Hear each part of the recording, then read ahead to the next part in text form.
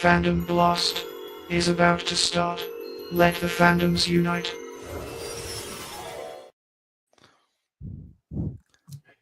And welcome to episode 116 of Fandom Blast.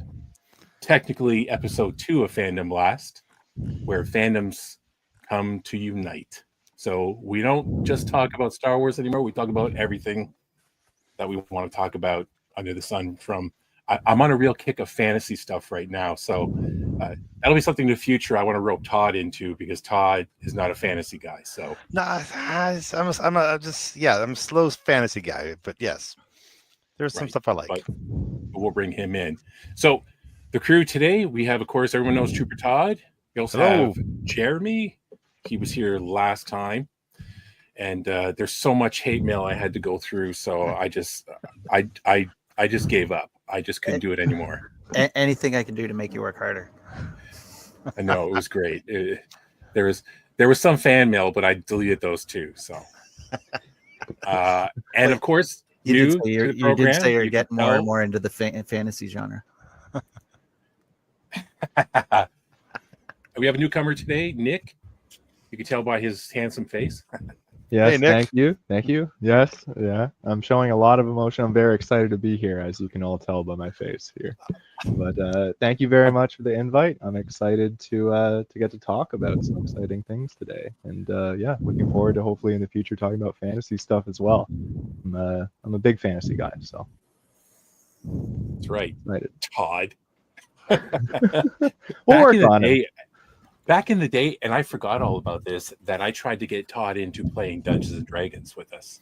We did. I don't know if you remember, Steve. We were planning a character and we're rolling for all the attributes, and I was like rolling 1s and 2s and 5s and 3s, and it's like you're gonna die instantly, and we didn't play. But I do remember doing that. That's really funny. I don't remember that at all, but yeah, I think I tried over the years, but lots to talk about. Actually, what I wanted to get into, it's actually first I'll just make sure everyone knows to go over to our new fandomblast.com. You can check out all of our awesome articles and other news updates. You could also subscribe to this channel and hit like. That would help us. And if you want to send hate mail to any of us, please do so. We relish in the hate mail. Exactly. And if you want to support us for absolutely doing nothing for you in the entertainment business, that would be great too. I just like being able to say, hey, we have merch. So it's a great looking logo, I must say. The production values off the top there, Steve. Wow. Having Blaster talk to us, that was fantastic. All the production values? All the production values. All of the production values. So we do the only thing I tried to order in some other samples, and it's taken a heck of a long time to come in. But so far, all I have is this nice mug that I haven't used yet. Nice. But, that is nice. Yeah, it's pretty cool. Wonder where a guy can get one of those. Well, you can get one if you go to. Subtle plug. Perfect plug. If you go to fandomblast.com, you can see it right in the top corner. You hit merch, and it'll bring you right there to buy everything. And that's fandomblast.com. Wow, that's easy. Fandomblast.com. Yeah, that's so simple. I think I'm going to go to fandomblast.com. I'm already at fandomblast.com. All right, you guys are like carrying on a little too much there. All right, so the article that I've been wanting to talk about since it first came out, because I wasn't sure if I needed to laugh or cry or both. But it was an article, it was August 21st when it came out from Variety. Disney's Boy Trouble, which, if it wasn't connected to a park for kids, they should use a different title. Studios seek original IP to win back Gen Z amid Marvel Lucas struggles. Wah, wah, wah. So, first thing that comes to mind is, didn't they have that? Gen X, Z, millennials, they had it all. And from what I understood, they bought Marvel and they bought Lucasfilm for the reason of bringing in young men and boys to Disney, because essentially it was a princess brand. It was like a girl brand. They wanted to kind of get the other market. So I just think it's, there's been so many videos of people talking about this out there, doing the same thing I'm doing, shaking their head and or laughing. And I'll go over just a couple of first paragraphs of the article, and then we can get into it, because these two paragraphs will kind of sum up the entire article and their thoughts. So Cinderella and Sleeping Beauty aren't the only ones looking for a prince. Leadership at Walt Disney Studios has been pressing Hollywood creatives in recent months. Multiple sources tell Variety. For movies that will bring young men back to brand in meaningful way. Young men, of course, are those between the ages of 13 and 28. So screw you guys. And then I like the attitude first. Every film studio is looking for better ways to convert young audiences into habitual moviegoers. Numerous studies show that Gen Z men, this is where it gets funny, in particular, are a lonely, gaming-obsessed group who were hampered in their formative years by COVID. Not the easiest segment to grasp. But what's surprising producers and other partners in the larger industry is that Disney has been calling for original concepts to lure the demo back to the movies. Now, what I find funny about this, they're saying all the people we're looking for are incels, losers in the basement. And we want you to come and buy our product. I just thought it just kind of sounded kind of funny there. That was Variety's wording, not Disney's wording. So take a look back there. That's what they're saying, right? So right. It just kind of sounds really funny. So basically the theme of the article is it kind of goes in. I'll link it in the description, but it goes into basically the studios and Disney trying to figure out what to do, and they're looking for other IPs getting into to gaming or anime and stuff. And I thought, I know what my thoughts are. They had it with Marvel, they had it with Lucasfilm, and now what is left? The two top ones. So what do you guys think? Well, do you want to go first, Jeremy? Go ahead. My thing is I think habits have changed. That demographic from the 13 to 24, 28, that demographic, yeah, their consumption of media is totally different from what our consumption of media was, right? I can sit down and watch TV, a show. I can sit down at my house and watch a movie without touching my phone. My kids can't. My kids are young adults, ages from 20 to 25, right? Let's say. And they cannot sit down without touching their phone or looking at something, waiting for something to happen, right? So again, my son and daughter both game, and when they're game, they have YouTube on. They're not even watching YouTube. They're just kind of that's how they ingest their kind of I always try to ask my son, hey, let's watch a movie. He's the older one. Let's watch a movie. It's a lot of time to invest. Right? They want short little chunks. They want to do something else like game or that's why I find that unless I go to a movie theater, they just can't sit down and watch a movie. Again, it's a big investment time. Sometimes you'll get them to sit down, but then 5 times, 17 times through the movie, they're always on their phone, right, waiting for something to happen. So I just think that that's the problem with that kind of demographic to get, is because their viewing habits are different. Where I think we're females, they're into the a lot of the Disney stuff content really is musicals, little love stories, princesses, like you're saying earlier, right? Which I think really caters to the females, why they get a big viewing audience, because they like to sing and dance and all sort of stuff too. So I know my daughter takes guilty pleasure watching musicals and stuff like that too still, and she will have that in the background sort of thing. So at least getting views. That's my take on it, sort of thing. Yeah, right. For me, I think Disney has a bit of an identity problem.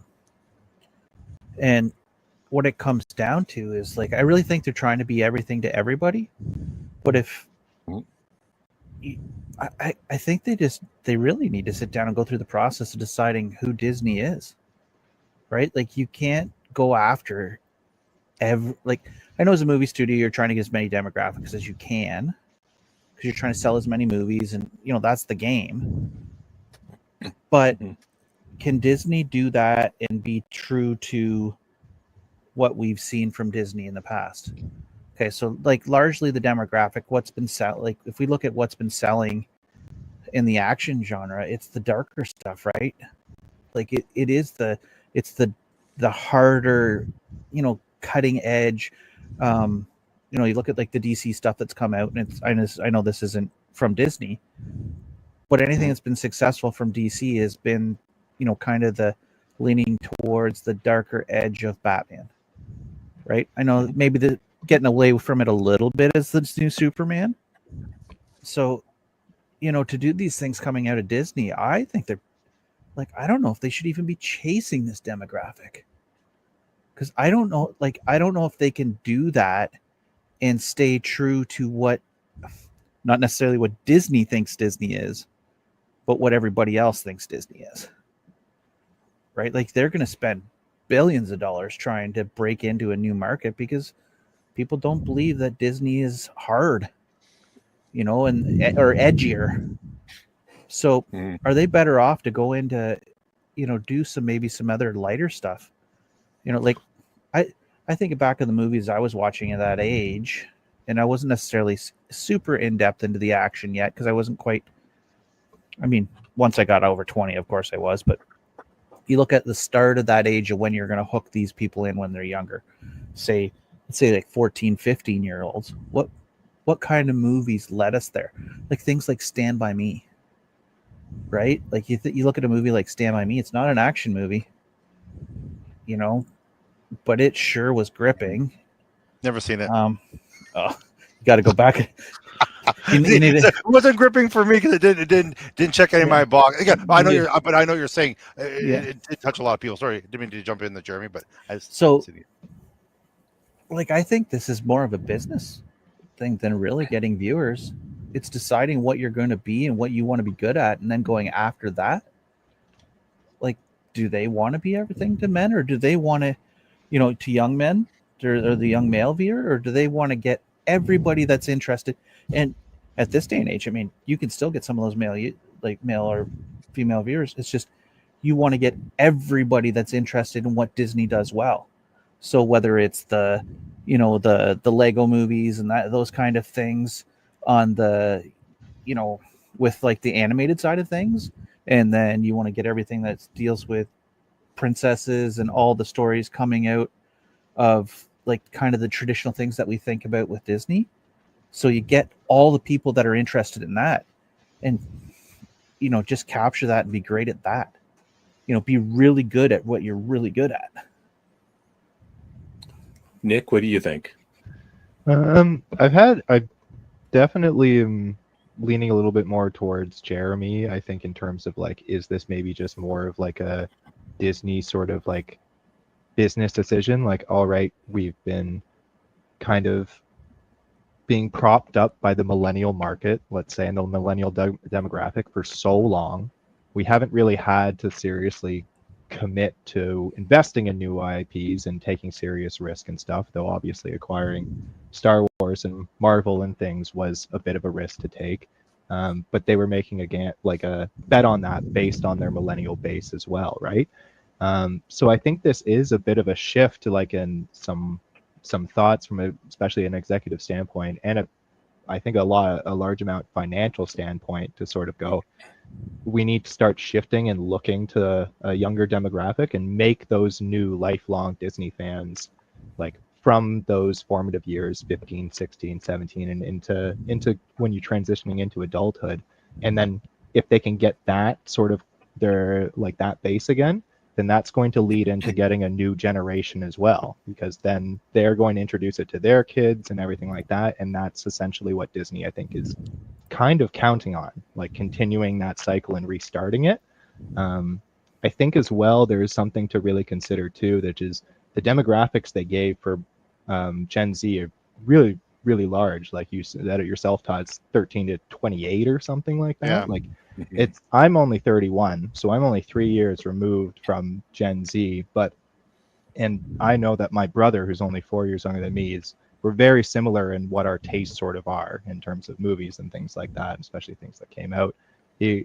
So I think there's a real sort of shift to be like, okay, we can acknowledge that we might have some of the Gen Z population or demographic, but they have their sights on the larger portions, kind of like what Jeremy said too. So if they're trying to sort of go across generations right now, but they need to focus on trying to appear to that lower demographic, especially with their competitors and things like Illumination and DreamWorks being so successful with capturing more of those markets with areas that are typically they're very good at, more let's say whimsical, sort of fantasy elements, and like you said, not just even like action elements, like things like Inside Out and stuff like that, being more Pixar, but different sort of emotional sort of stories that seem to resonate not only with female and young female audiences, but with male audiences as well, I think is maybe what they're starting to sort of consider more.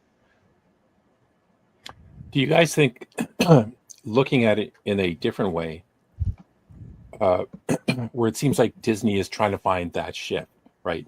So their idea is we're just going to go out and buy more things. So do you think that Disney, which I think Jeremy was talking about, finding that, them being the entertainment kind of mecca, which Disney, from what I understand, used to be that. Like when Disney first bought Marvel, I was excited, right? I was like, wow, they're going to have tons of money. And they were pretty much doing that. They were dumping truckloads of money onto, say, Jon Favreau or whoever to start making all these movies, and for the most part, staying out of the way. So when they were buying Lucasfilm, I thought this is going to be great too, because they're the entertainment company that we all grew up with. But it seems like their whole thing is, we're going to go out and buy some more IPs. But how are they going to treat that IP? Are they going to treat it like what they did with, Marvel nowadays? Because they did great in the beginning. Are they going to do what they did to Star Wars, where they kind of went and changed everything? And I've got mixed feelings on the whole Star Wars thing. But I mean, if their whole goal is to do the exact same thing, targeting, these Gen Zs, I mean, is this going to work? Is this going to be doing? I think it has to be a cultural thing from the top of Disney, from the leadership all the way down. Starting with the creativity, any of the creativity team, the writing teams, anyone that actually cares inside of Disney. I think that's the real problem. Not if they had a really good product that did well for, say, Marvel and Star Wars, they wouldn't have this problem. They wouldn't be trying to chase after people. I think part of it too is they have to be more strategic. Kind of touching on a little bit of what Todd said is, if this demographic this demographic we're talking about, like shorter stints, maybe they should be focusing their content on like Disney Plus, right? Where you can run a shorter 15 episode miniseries aimed at that demographic, and you get the demographic there. And then once you've got them hooked on a show, you do the movie. Mandalorian, right? So I'm going to use Mandalorian as a Kickstarter, right? Like they did it well. Okay, now, and I mean, Steve talked about this for years when season 2 of Mandalorian, that we felt that they were building up a cinematic thing so they can start launching a new cinematic movies, right? So, and that's what's happening now, right? So again, I agree with you, Jeremy. I think you start small, gamble. That's something not so big. You don't have to worry about marketing so much, right? You have your platform. You try to get your hits, get kids that demographic into it. But again, like you're saying earlier, it's almost impossible to hit every demographic, right? It is, right? Like it's like finding the holy grail, right? Like it's so hard to find the one thing that hits and resonates with everyone. Well, and I think they've already, like, I don't know that they need to go out and buy a whole bunch of new IPs. One, I don't know that there's a bunch of IPs out there to buy. Nope. There's probably a few. Like I think I'm more familiar with fantasy than I am science fiction. But like I think of things like the Forgotten Realms, Driz Duerden books haven't been done in any shape or form and would have a massive following. Albeit maybe over the age of 28. So maybe that's too late. So there's probably a few IPs out there, but I wonder if they're missing the boat on IPs they already have. Like, does Disney still have Daredevil and Punisher? Yep. They released Daredevil. Yeah. Born Again, they're shooting season 2. So yeah. I'm wondering if they can do something like what we've already talked about. They've got an established fan base with Daredevil. Punisher's got an established fan base with Punisher would, in my opinion, be the better one to do it because they've got a bigger actor to lead it, and can probably pull depending on the story, they could pull Daredevil into that story, and use the fan base and the Kingpin as well, because the guy that's playing the Kingpin is knocking that out of the park. So, I think they've got inner opportunities, but I think they just need to be strategic in the way they go about things. What I really think they're after, though, they should be really focused on what they're doing. So if they say we want this demographic, right, males between 13 and 28, then they should actually focus on that, because as the old saying goes, is what not only Disney but every studio seems to be trying to do, right, to kind of use their money correctly. So they want to make one thing that appeals to every single person. And in the end, you satisfy no one for that. Remember back in the day when they used to have rom-com, they used to have action movies, they used to have comedy movies, all these different things where it would hit certain groups. Now they don't do that. They're like, we'll save more money if we make one movie that's going to appeal to every single group. And it just isn't going to work. Yeah. And it really hasn't worked. If you look in Hollywood of all the flops, or where they don't make their money back or lose money, and this is what's been happening because they keep chasing this. I think this magical combo. I think what they're really after, when we look at this, I mean, I'll use a Disney thing. I think they're looking for the next Pirates of the Caribbean, where they can make 15 of them that make gangbuster money, and everybody loves them. Yeah, I'd agree with that for sure, Jeremy. I think I feel like they're definitely looking at whatever does succeed, whatever the first thing that's going to succeed, they're probably going to invest boatloads and boatloads of money into that sort of idea to run with it, right? And I'm like thinking about it not only just with Pirates of the Caribbean and stuff around like the mid to late aughts and early 2000s, like with the kind of appeal to millennial sort of young boys and men with like the move to dark, gritty sort of like interpretations and adaptions that really came out. Stuff like obviously The Dark Knight and Daredevil, obviously on TV and things. And I'm wondering if this is maybe the Gen Z sort of movement of that, like the whatever we're going to see that comes out from Disney in the next sort of 5-6 years is going to be all in that sort of same vein, like we saw sort of in the early 2010s. Right. I mean, we're still kind of running into everything coming up are sequels or prequels or part 2, part 3, part 6. But then if you look at the Jurassic Park series, the recent one that came out, I don't know what's called, Jurassic World or Jurassic something. Rebirth, that's doing really well. They all do well, and it's so simple. Dinosaur eats people, people run from dinosaur. And it sounds so stupid and silly, right? It's like the first couple were okay, were good and okay, but people still keep coming out to it. Transformers. And why is that? Yeah. Transformers. Last 3 were unwatchable, but people come out, they make oodles and gajillion money, right? Like I don't understand it, but people come out again. I guess they want to find that next Transformers. They want to find the next Pirates of the Caribbean. They want to find They want to find that one thing that's going to resonate with people that they can cash in for 10 years, right? Do you think that Hollywood has original story? Going Yes. back to I watched Legend recently. I saw it was that 1980, the 84 movie, Tom Cruise, Mia Sara. It's a Ridley Scott movie. And I was watching the behind the scenes and the interview with Ridley Scott. And this is how this movie was made. It's not based on the book or anything. Ridley Scott said, I want to make a fantasy movie. I want to make kind of a dark fantasy that's kind of like has that same feeling that the original Grimm fairy tales was like. So he went to this script writer and said, write me up, that initial thing that they present to the studios before they write the script. Yeah, a treatment. Fully 100% original. Wrote the story, then they wrote the script. They got that going. So everything in that it may have themes that has been used forever, but original script. And there's so much of that, especially in the 80s, which, good or bad, at least there was some kind of creativity. If there wasn't some kind of creativity for something new, there'd be no Star Wars, right?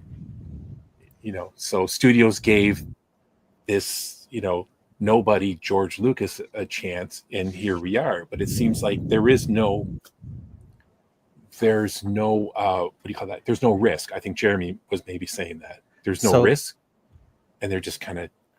Do you think they're going to fall into the kind of the same thing no matter what they buy, right? So I wonder things. Yeah. So I remember Legend with much enthusiasm and much love. I really enjoyed that movie. Mm-hmm. But I think it was considered a flop. It was. Yeah. I'm pretty sure it was a flop. Yeah. Yeah. I haven't seen it. Yeah. I still haven't seen it. But again, fantasy. Yeah. But I'm pretty sure it was a flop. Yeah. Yeah. But here's the other part of it. Sometimes we make these movies, we'll say Legend, and they're a flop at the time, and then they go huge in the underground, right? Like, they call them cult classics or whatever, right? So, Evil Dead, there's mountains of movies that did really well in the video market, right? So, like one thing, like especially nowadays, a lot of people getting their starts in the YouTube world, right? Like look at the two brothers that made the movie Let Them In. Let Them In? Talk to Me. The two Australian brothers, they made Talk to Me, then they made just released this year was Bring Her Back. Just they got their start making YouTube films. And then they got they proved they got a good following, and the studio took a chance on them. They made two films, both did really, really well, right? Another one is like the director of Weapons, right? The comedic actor, known for comedy. He did Barbarian. Barbarian did really well. So now they give him a bigger chance, and they made Weapons, which did really well at the box office, right? So, but those things are such. Again, they had to prove themselves before people would take a chance on them, sort of thing, right? So maybe I think possibly, like you said, the IP, buying rights to stories and books series is such a gamble nowadays. It's shown so many times. Like Jeremy, you're talking about last time was the Wheel of Time. Is that the one you're talking about last time? Yeah. Like and it flopped, right? Like like it's hit and miss sort of thing, right? I think. I still think there's lots there. If I own that IP, I'm trying to reboot that thing and do it with. After somebody they spend that much money on fan base, but you're gonna have to wait a little bit. How to bomb has such a fan base? How does it bomb? They changed a lot of the story and made it for today's culture. They tried to appeal to the wider audience rather than actually the based in fan base that you had, and maybe make new fans too through that, right? But again, no one watched it, so people didn't even give it a chance before. So how they know? You know what I'm saying? Like even the fans didn't go watch it. I think the first season did really well. Fans turned out. Fans turned out, and when they find out that they changed it, the fans leave. Yeah, there was a couple big things that happened. One of the main characters quit, and it altered the story big time because he quit through the filming of the first season. Sorry, I thought it was a movie. I apologize. I didn't realize it was a TV series. I apologize. Yeah. So, but in the same sense, I mean, I think there's IP there that could be maybe rebooted, give it 3 or 4 years, 5 years, and start again. But again, But a lot of times it's studio. There's a lot of maybe not. there's massive amount of studio interference, right? With especially big studios. Like if you want big money, then there's lots of interference, and which lots of times changes the directions of films and stuff like that too, right? Or series, right? So it's really hard when you want those. Like you take these IPs and make a big budget film.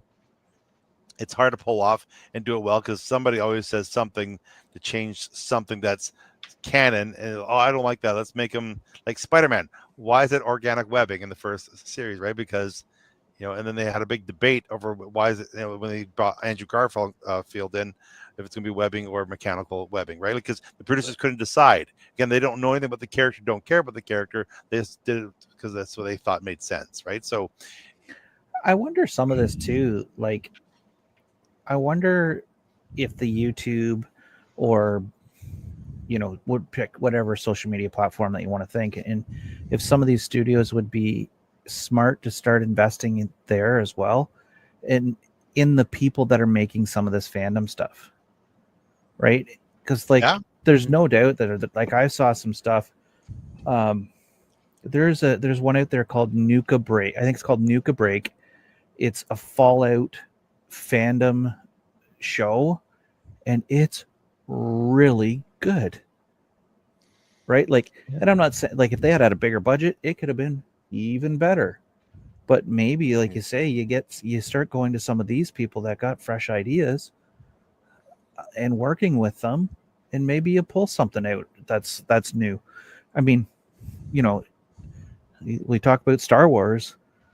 The people making Lucasfilm and the George Lucas, he wasn't somebody before he became somebody. Like he had to get a start somewhere, and then the original 3 Star Wars, they were taking runners on him. Yeah. So going back on what Jeremy said, Nick, I'm going to ask you something about focusing on streaming. I think that Disney took a real gamble and thinking that the future was going to be Disney Plus. That's kind of failed for them, because I think right now they're going to be mixing Hulu and Disney Plus together at a certain point and just calling it Disney Plus just to have the product on there. And the problem with these streaming services and relying solely on the streaming services is you have their IPs getting kind of watered down, kind of spread out so much, right? When they're trying to product. Where back in the day, Star Wars movie every few years, or there was some time, right? Some time and some wanting. And now it's like endless series to kind of keep up, to keep people coming and paying their, what are we paying? $13-$14 a month now for it. So I wonder, does that make sense, Nick? Do you think?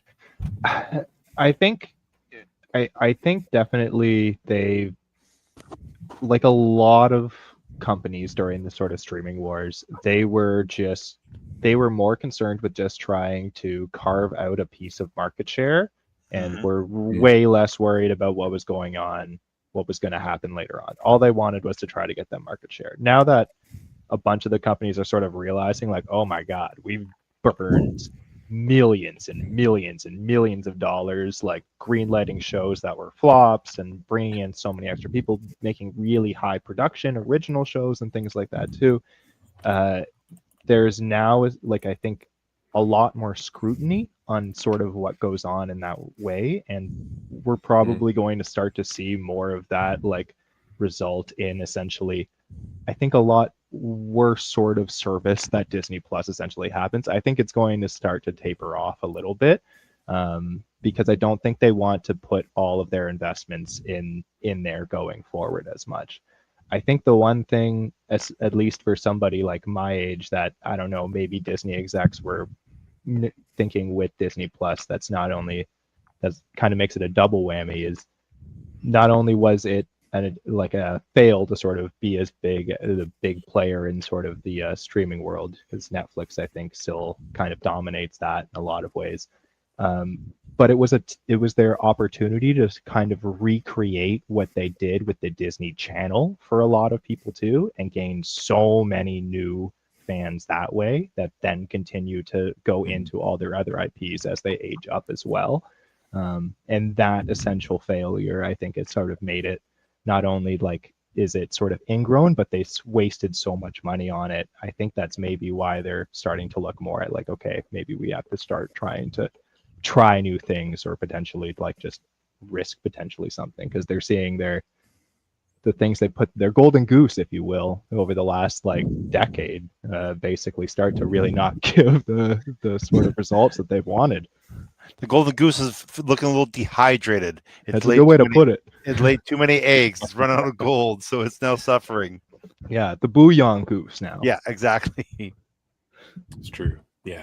And I think what's happening is no, I'm just saying it just seems like, I think kind of a little bit like in this article, they're kind of placing blame on the audience and not anything that they may or may not be doing. And I just think that maybe they need to start taking some chances. Someone was talking about, I think it was Jeremy, like these fan films. I remember seeing years ago this scary as hell 3 or 4 minute video called Mama.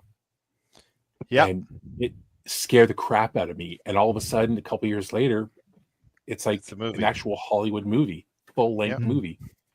Just to, you know what? And the 4 minute video was, I think, a little bit scarier. It was terrifying. And then the movie, they, was spread out more of a story. But there's so many of those people out there. The guy that did the last Dread movie, what's his name, from South Africa? What's his name? Blumkamp or the Judge Dredd with with the guy that created. What was his name? That movie was phenomenal. I didn't think that he was a small-time director. They gave him very little money to do that. And that was a flop too. It was a great movie, but it was a flop. It was so good, and now they've thrown that, what it sounds like, to Taika Waititi. Yeah, I heard about that. So, is it going to be like Thor: Love and Thunder, or? Anyways, you sure crap on that movie. That's not that bad. I like Taika Waititi's stuff, but yeah, Thor: Love and Thunder is definitely a low point for sure. And they were having fun with it. It was okay. Sure, but to go from Judge Dredd with the last one, Dredd, which is crazy and violent and dark, to I honestly think Thor: Love and Thunder was a hard shot to capture that audience you're talking about. Yeah, I agree too. The 28th. It's closer to what that group, I think, is looking for when you look at overall movies. So like I'm not sure that group's looking for a sole action movie. Right? In that sense. So this kind of jumps to another topic that we maybe talking about tonight, but I looked at I did the top. I just did a quick search of the top 100 teen action movies of all time. Okay, Google search. Yeah, and what you got? Nothing. There isn't one. So like even Rotten Tomatoes, who has a top 100 of everything, there was not a top 100 action movies. There's top 100 teen movies. So I was like, okay, let's see what this one has to say. And so I just pulled up the IMDb one. But it's all things that like Pitch Perfect, The Duff. I'm trying to look at things like Clueless, Ferris Bueller's Day Off. So none of them were really. They're all comedies, really. They're more comedies or teen angst style movies, like what was the one with the kids in it? Superbad. Yeah. The ones that came close to comedies were like Kick-Ass. Or sorry, like closer to action movies. Closer to action was something like Kick-Ass, which was borderline comedy with, it was heavy comedy. Yes. Yeah, like it was more comedy than it was really action. So I wondered, like, maybe they just don't want action. You know, they want a little bit of a story, something that they can identify with the characters. When I was a You know? teenager, it was horror movies and comedies. Like really, I didn't get into action movies until I was like later. Like I didn't watch Die Hard until like I was like 19. Like really, everything was comedies, and I loved horror genre. Right, like I really like to be scared. Like I know my daughter, as a young teenager, 13 up, like she just loved the horror movies. My niece, who's 16, loves horror movies. And that's kind of like a mix of this too, like Fright Nights in here. Yeah. Things like that. So I wonder if like they should be chasing a string of, you know, action movies over just putting out some. Like if I was them, I'd be trying to steal Adam Sandler away.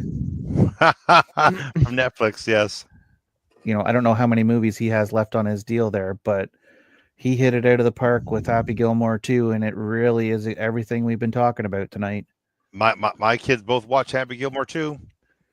And they weren't even live when the first one came out, right? But there's so much talk about it. And I like think that's sorry, Jeremy, go ahead. I watched it too, and it's really a string of memes, short clips. Yeah.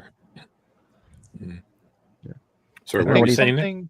No, I think something that potentially you two are getting at, that's just sort of listening to you talk made me think about something, is definitely like with something like Happy Gilmore 2, or even going back like a little bit, like Minecraft just came out, another sort of event. Yeah, another big one. There's almost sort of like that like group experience. I think that's a huge component for Gen Z and going to see a movie.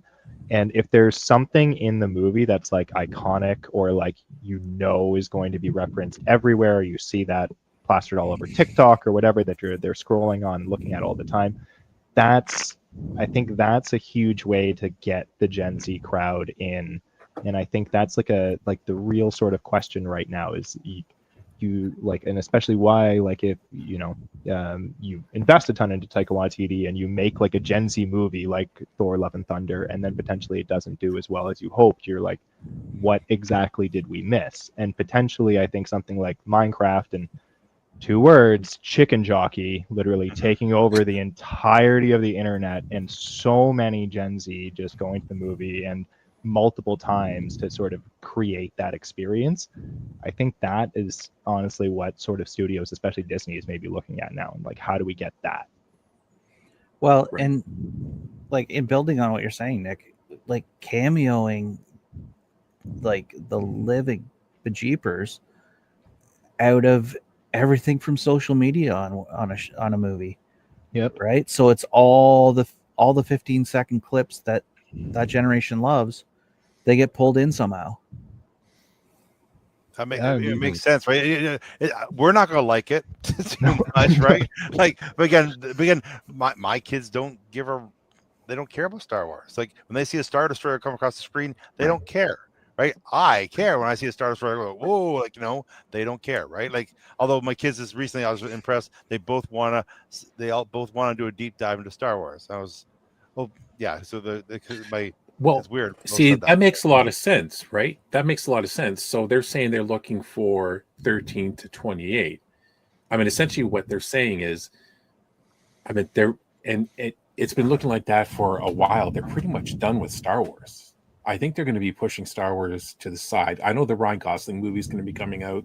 They're going to start filming that new Star Wars film, Starfighter, I think it's called. But maybe, you know, that is a future for a lot of these. If they're going after Gen Z, that's going to be it. It's going to be comedies, quirky superhero movies with a lot of James Gunn humor, right? Where it's like, for Superman, that's what made me, I liked the movie, but I thought it was too Guardians at time. But maybe it's right. It's not made for, you know, guys that saw Star Wars in the theater when he was a kid originally. See, I just want to interject because Superman has a bit of a feel, but it apparently had more, and they cut it out. The executives jumped in. Yeah. I thought it wasn't as good as Guardians. Like all three Guardians movies were better than Superman. Like way better. I thought personally. And again, they were all wacky and just crazy too, right? I just think that studio interfered, sort of thing, and I think I would love to see the cut before the studio interference. Sure. I just don't think that Superman. That they should have maybe chose a different superhero if they want to kind of go down the Guardians rate. Like Superman was serious. Maybe he should have made a Justice Gang. Well, yeah, I'm just thinking Superman was pretty serious. Is that everybody else around him was kind of goofy, right? Like side characters. Yeah, I'm just saying that maybe they should have just picked something more goofy. Like the Justice Gang would have been hilarious as just a standalone with him directing it. Look at Guardians. The Guardians, everybody in the Guardian, all the characters are idiots. All when he did the Suicide Squad, every character is an idiot, right? So really worked. It's hard when you work with Superman, who's not an idiot. He's not. I don't think he's overly intelligent. He's not Batman. He's just an average, above average IQ person, but he's not a genius by all stretch of the matter, right? But I think that it's hard to make fun of that character because he is Superman. I'm really looking forward to just like some kind of Wonder Twins movie. Yes. Is he doing that, you think? I don't know. I just want to hear Wonder Twins unite on the big screen. That'd be great. Super Friends. Might be better as an animated short on Disney Plus, but or you bring them into like superhero movies like for people our age. Are superhero movies like a thing for people our age and up? Then I think it's younger kids. 13 to 28, are they as much like 13 to 28s that they're after? Are they as into say superhero stuff as 35 to 60s? I think they are, but I think they're into different superheroes. Mm-hmm. So I had an interesting talk with one of the parents on the kids I coach baseball to, and their older son who is he goes to university I think next year. He's right into comic books, loves them, collecting them all over the place. I said, "What's your favorite comic books or anime or manga?" Like exactly. So it was all three, but the comic book specifically that he was into, because we had a deeper conversation about that, wasn't Wolverine, wasn't Daredevil, Spider-Man, all the usual suspects. He's really into Moon Knight, and then he's into some of these darker noir style comic books and getting into like Magna and stuff like that. Some stuff that I had never heard about. It was an education for me. So when it comes to, that's maybe where your opportunity is with new IP. Like I remember when the movie like 300 came out and Sin City and all those, like they were like, wow, I had never seen some of this stuff before. I had bumped into V for Vendetta, but which is kind of along that line, but that was really new to a lot of people. So maybe that's where you get your new IP from, is stuff like that has had a cult following, and then you bring it mainstream. Right. But again, it's like you don't know what's going to land, right? You don't know, and that's why like we're talking with YouTube to start with a TV series. You start somewhere trying to get some meat hooks and people, and then you can build up from there, right? Like do what Marvel did, start slowly, build up to a big team franchise, right? Like again, they oversaturated the market, that's what they did with Star Wars. They did with Walking Dead. Walking Dead was it was the biggest show on TV, and then they oversaturated and people stopped caring so much, right? That's the problem, is people want to milk something as much as they possibly can instead of just slowing down. It'll last longer, right? So I think that, and I think Marvel's doing that now. Disney's doing that with Marvel, is slowing things down now, right? So I think they see the error of their ways, and they're hopefully trying to fix it. So, and I think they, like, if they scale things properly and don't go after some of this stuff, like what they consider a flop sometimes to me is astronomical. Like Fantastic Four is vastly considered a flop. And I'm just like, it did 500 million globally. Yes. Yeah. Like, on a $200 million budget. yeah, but so yeah, so you're up that's 300 without million. marketing, right? So you're looking at 350, and then really they're only getting 25% of that at the box office, right? The first couple of weeks. So everyone thinks it's all profit, but a lot of that goes to the theaters, right? They get a huge cut from that. Yeah. And it's always baffling where you have a really good movie and then it flops because this enormous budget. It's like a money laundering scheme, right? You have like 20 producers all getting their hands in there, and these exorbitant prices. It's just wild because they are good, and then if they only make $500 million, it's a big failure because they needed to make 700 million. yeah, but it's hard Like, to do. yeah. It's hard It to is do now. It is now. Yeah. Yeah. The thing is, the market's so oversaturated with COVID hitting. Everybody got to streaming online. There's streaming. There's too many streaming services, and then getting back to the theater has been a challenge for people because people got used to sitting at home, ordering the movie online, right? Like going to the theater is a big production. It's expensive. It's you have to get them to eat something. It's And they always get pissed off when you take your pants off to watch the movie. right. There. Right? What do you mean I can't touch myself? Wait a minute. What theater are you going to? I was just a callback to some old former instances. All right. Some actors, All right, famous Pee-wee. actors. Yes. It's Paul Rubens' birthday Funny. not too long Yeah, this week, I think it was too. Yeah, so Paul Rubens. Yeah. No. Speaking of. Oh. Yeah. It feels like Hollywood is in that same area right where the 70s was, where kind of all the movie studios were losing money and some of them were going under. And then it just, that big shift, right? You had Spielberg, you had George Lucas, you had all these new kids coming up that they all, the studios got, I guess, at that point where they're just like, what do we have to lose? And they got lucky with some people who were running the studios who maybe had a little bit of gut feeling or a little bit of knowledge and experience that took a chance on, say, George Lucas. Because they're creative people, not money-driven businesses. Totally different, right? Like, again, back then, a lot more creativity was involved. Now it's just like, how can we make more money? And that's what's really hurting the industry, is the fact that it's money first instead of telling stories first. Yeah, I think honestly, what it also speaks to is just sort of like it's especially with COVID too. I think it like almost eliminated that sort of middle budget, middle finance sort of movie area, like not the I don't know, 50 million to 100 million sort of range, a little bit less than that. So like not quite an independent, but not a major blockbuster that like a company is literally like requires to seriously outperform its budget to be able to make back its to make the enough funds to actually succeed. I think like with COVID and that happening, like there was so much risk with those sort of middle experiences. You're throwing away 100 million.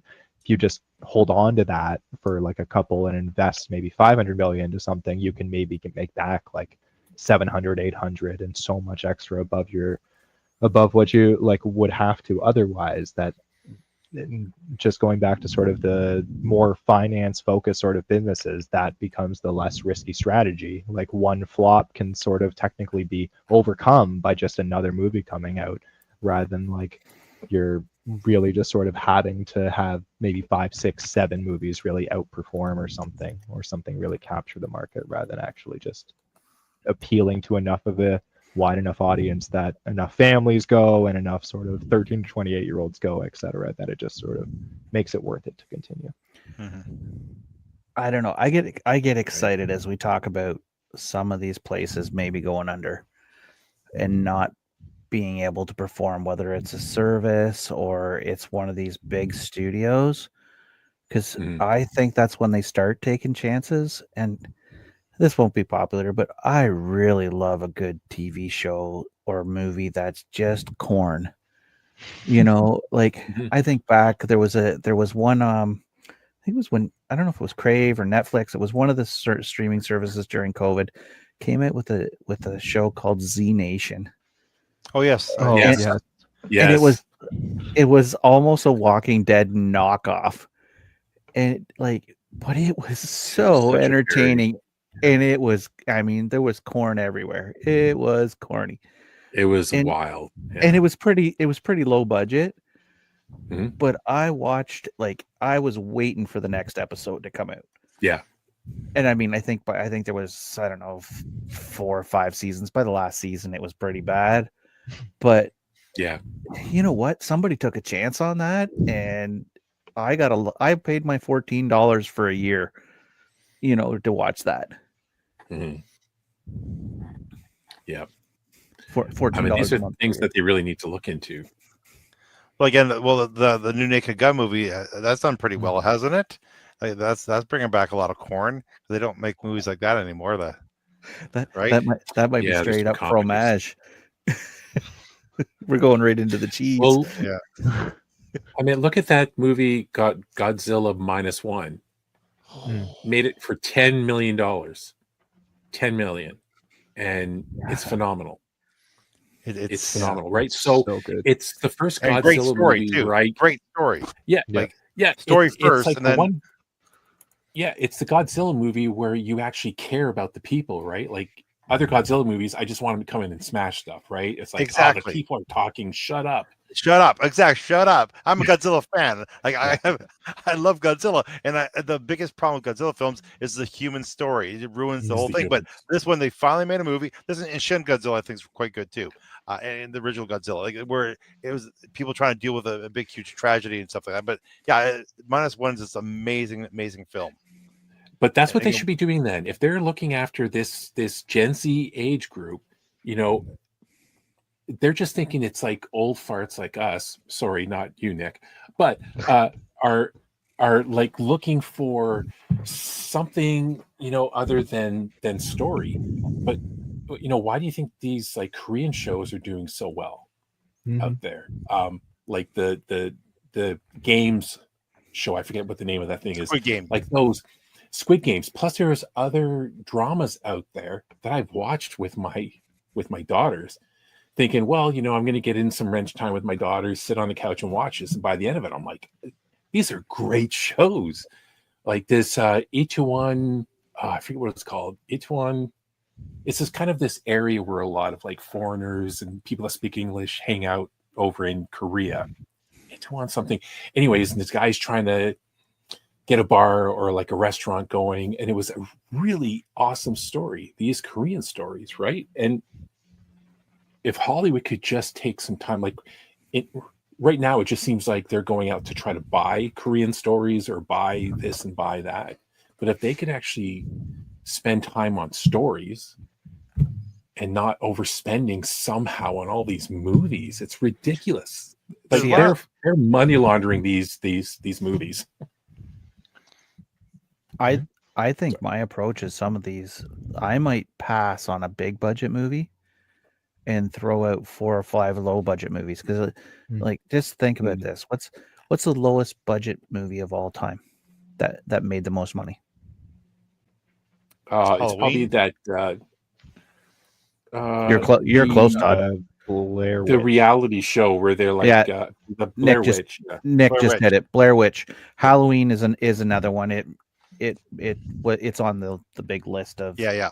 But it's hit after hit after hit where low budgets, like Mad Max. Mad Max, yeah. Budget $300,000, box office $99 million. Like Rocky Rocky, The Breakfast Club. Like I love lists on Google. They do it for me. But even more recent ones, Napoleon Dynamite. Dynamite. Yeah. $400,000 for a $46 million return. And there's just, you go down this list and it's like, oh, that was huge. Oh my God, they made that on nothing. But it's harder nowadays. I think a lot of people don't give it a chance, right? If you never heard of it, they don't give it a chance. Like a lot of Oscar films don't get big releases. They don't get released until they're nominated, right? And that's the reason, because nobody's going to watch them, until they get nominated. I mean, guys like Kevin Smith made a career on it. Yeah, but again, that's with what Kevin Smith did, like he got that little Yeah. like Kevin Smith. He made that movie today. I don't think he would be Kevin Smith. He the movie's not great.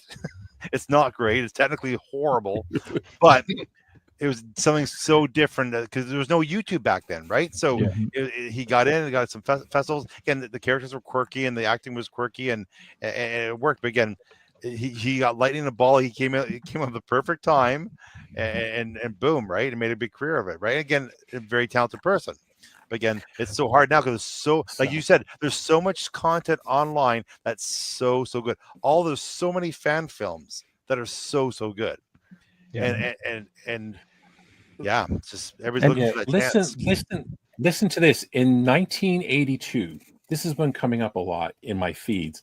What a great year was for movies. Now listen to this list of movies from 1982 that released, and it's all so different.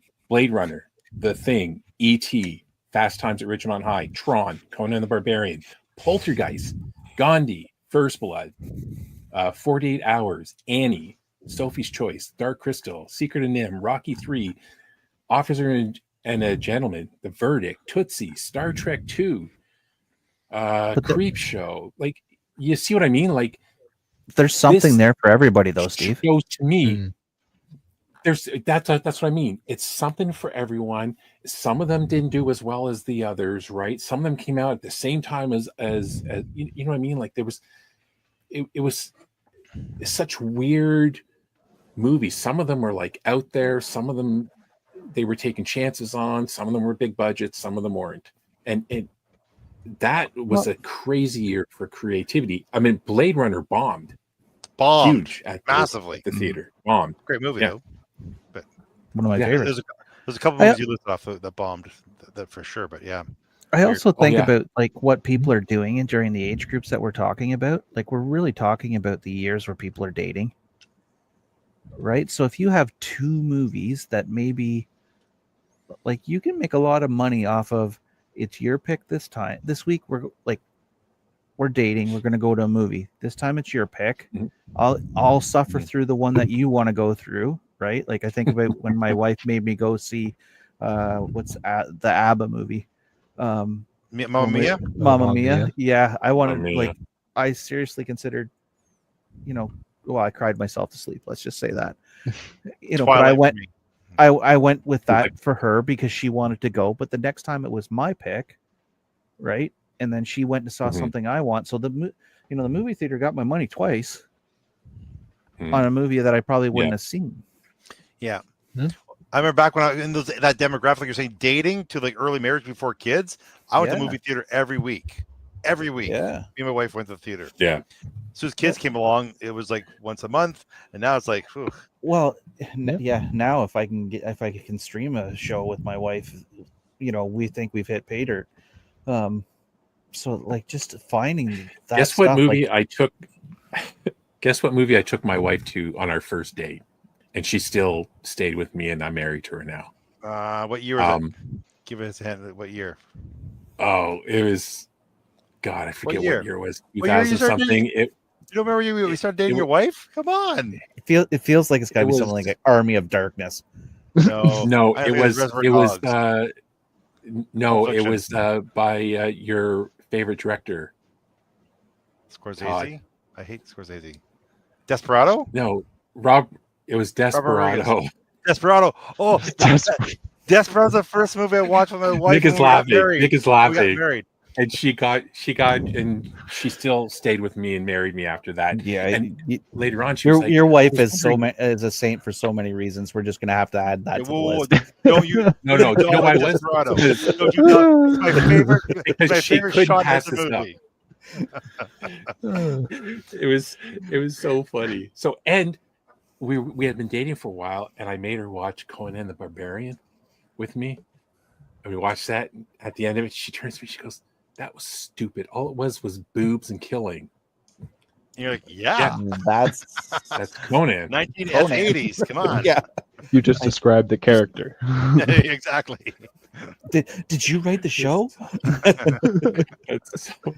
It's so funny. So I always bring it up. She says, even now, if we bring it up, she's like, "Yeah, I was wondering why the hell is he taking me to this movie on our first date?" I don't know what I was thinking, bro. What a great movie.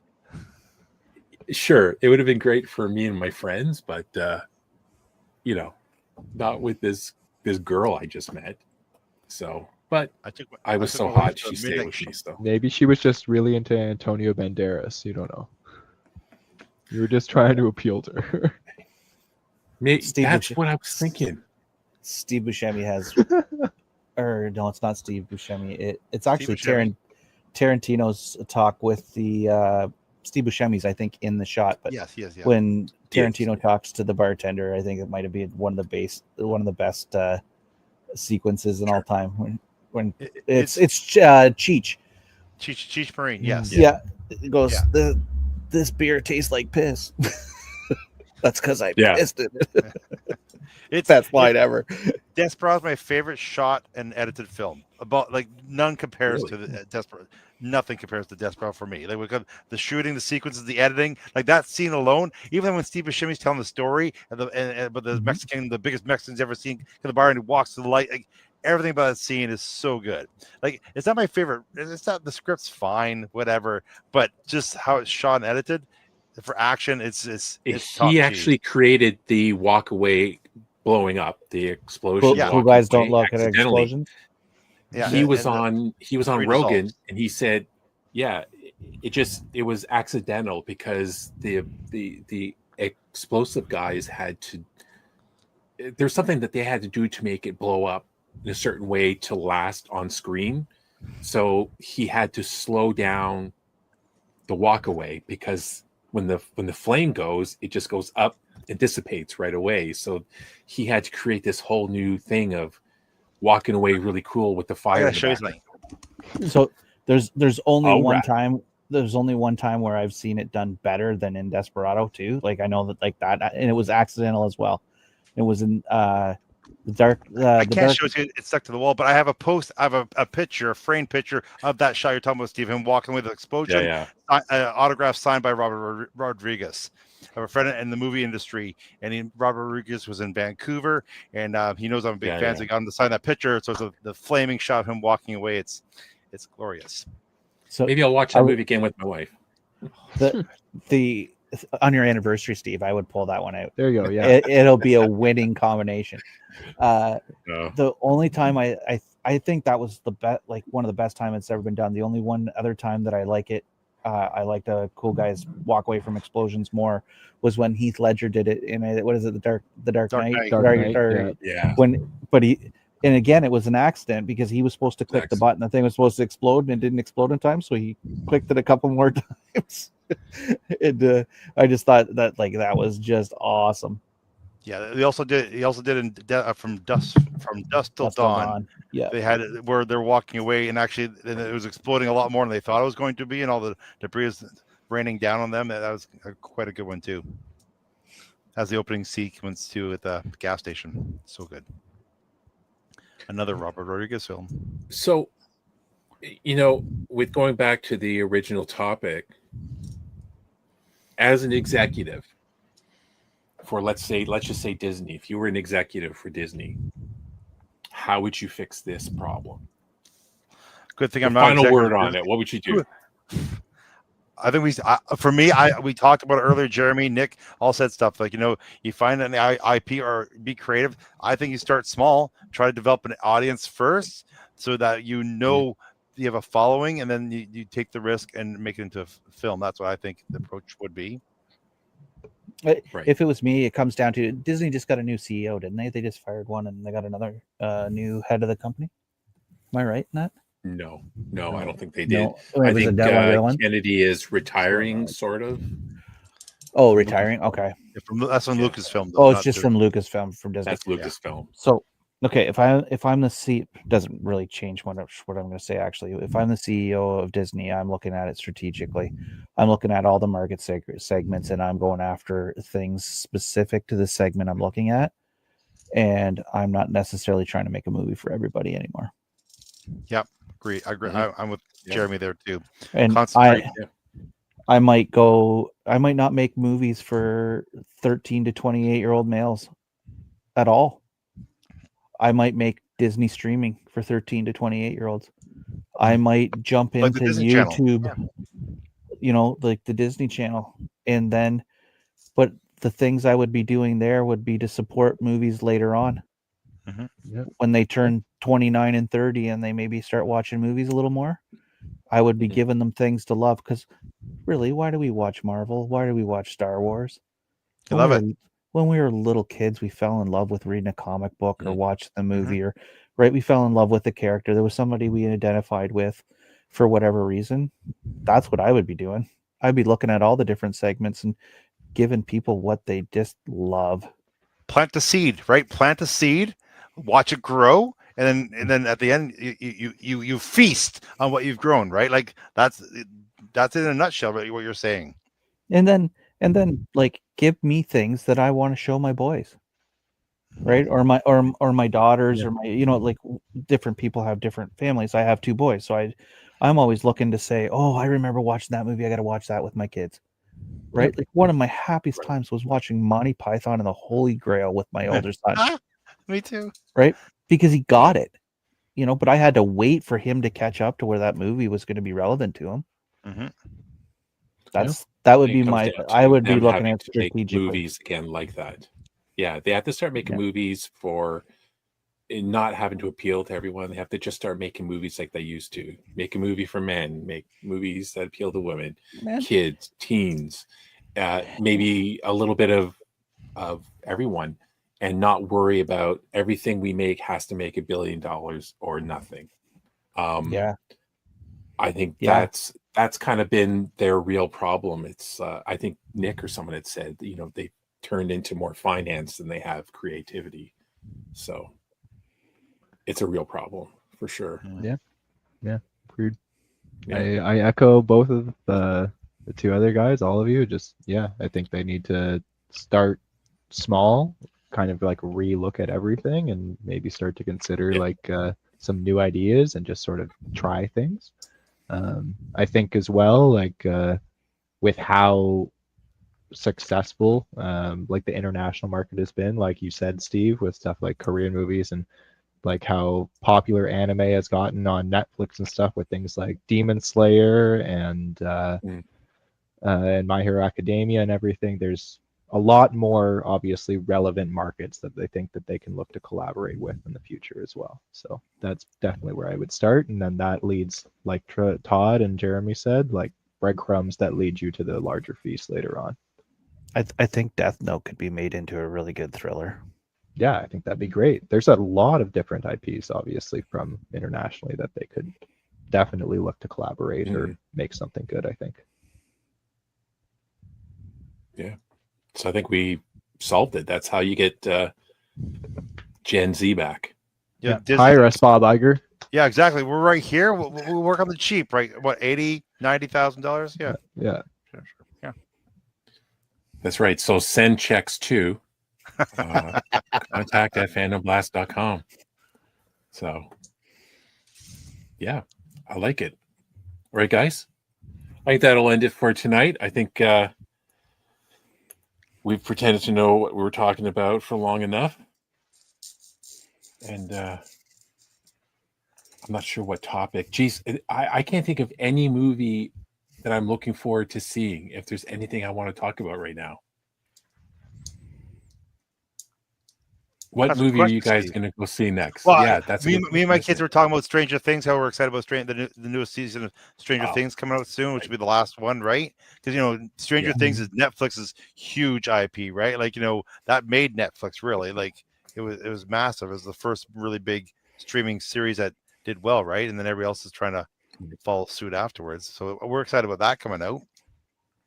Yeah, I'm cautiously optimistic about the Naked Gun. Right. I love the My friend said it's awesome. I have 3 friends that watched it. They said it's amazing. I love the Leslie Nielsen one so much. I'm a little bit afraid to go. My friend loves Top Secret, Airplane, all that sort of stuff, and he's a big fan, and he was not disappointed. So I'm definitely going to give it a go, but I think the one I might be even more excited about is Wednesday. I haven't got to that one yet. I was going to start watching last night, but it was an hour-long episode. So I was like, oh, it's too late. But yeah. Have you watched season 1? Oh yeah, I've seen all of Yeah. season 1. Yeah. Yeah, season 1's great. I'm looking for Peacekeeper too, but I'm waiting for my buddy. My buddy doesn't have Crave, so he wants it all to be released, and we'll watch Peacekeeper season 2. If you haven't watched Peacekeeper, you should. It's awesome. The first season's amazing.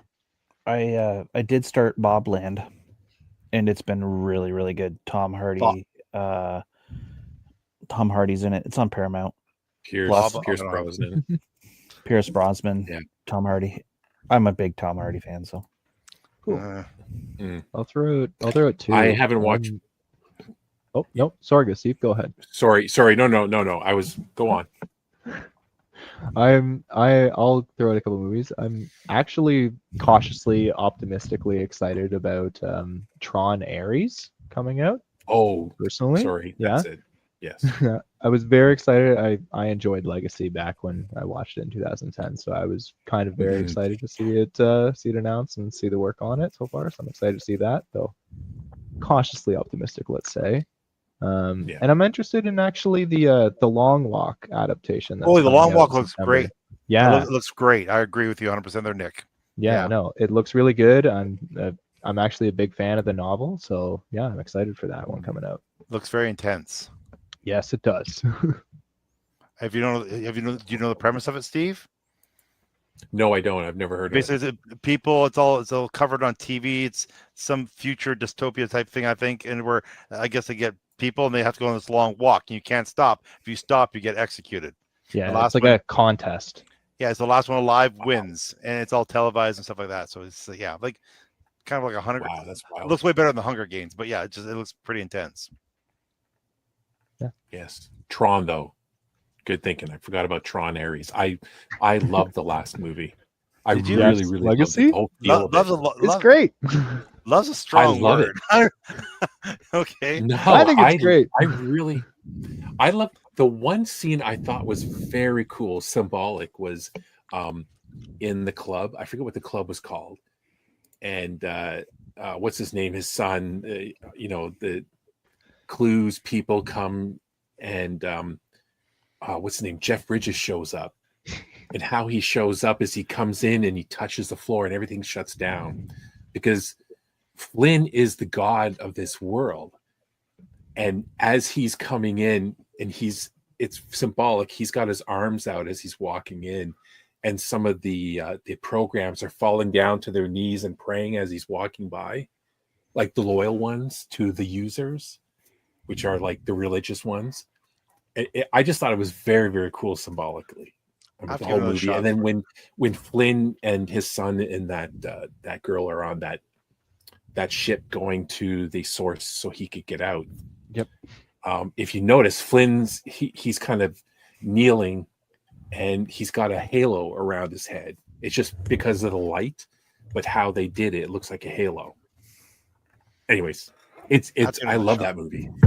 I didn't say yes. I thought I didn't like it. I was just love is a strong word. I remember watching again. I wasn't a big fan of the first one either. So didn't both Tron movies didn't both of them flop to the box office? Yes. Yeah. Probably. Yes. Yeah. Probably. Yeah. Everything Disney did way back then wasn't great. This one it does look very interesting. I must say I love the look of it in the real world. I thought it looked kind of cool. So I like Jared Leto, so I like him. So anyways, before we get into a long conversation, I'll cut it here. So thanks everyone joining. Remember, check us out, FandomBlast.com. FandomBlast.com. And get a shirt and look really cool. You get merch there too? That's amazing. Oh, wow. I'm going there right now.